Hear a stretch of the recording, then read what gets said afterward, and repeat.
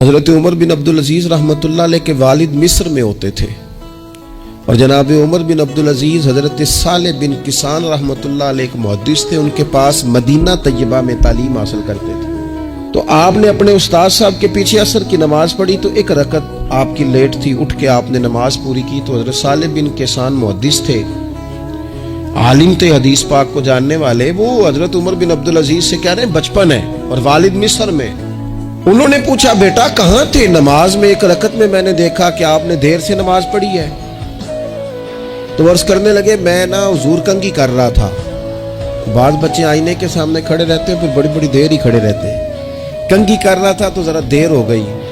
حضرت صالح بن کسان رحمۃ اللہ علیہ نے ان کے والد کو مصر میں خط لکھا، فرمانے لگے جوانی بھی ہے، موقع بھی ہے، فرصت بھی ہے، اور ابھی بھی آپ کا بیٹا جماعت سے نماز نہیں پڑھتا۔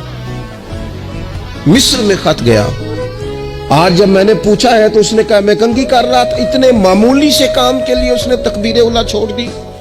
اب وہاں مصر میں بیٹھے والد نے یہ نہیں کہا کہ مولوی صاحب آہستہ آہستہ ٹھیک ہو جائے گا، آپ کو کیا ہو گیا ہے، کوئی بات ہے کرنے والی؟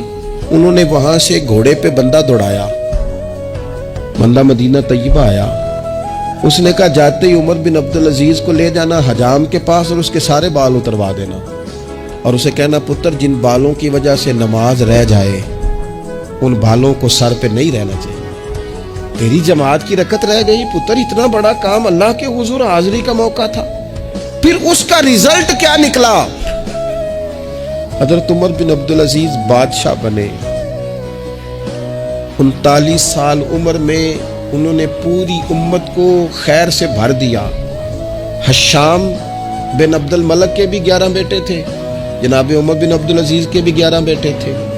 حشام جب دنیا سے گیا تو ہر بیٹے کو 10 لاکھ دینار آئے، اور جناب عمر بن عبدالعزیز جب دنیا سے گئے تو 11 بیٹے تھے اور 6 دینار تھے۔ اور جاتی دفعہ کہنے لگے پتر اپنے باپ پہ شکوہ نہ کرنا، تمہارا باپ بزدل تھا، 2 رستے تھے، یا تو میں اپنے لیے جہنم کٹھی کرتا اور تمہارے لیے جائیداد بناتا، لیکن میں بزدل تھا، دوزخ سے ڈر گیا، میں جائیداد نہیں بنا سکا، اپنے باپ کو معاف کر دینا۔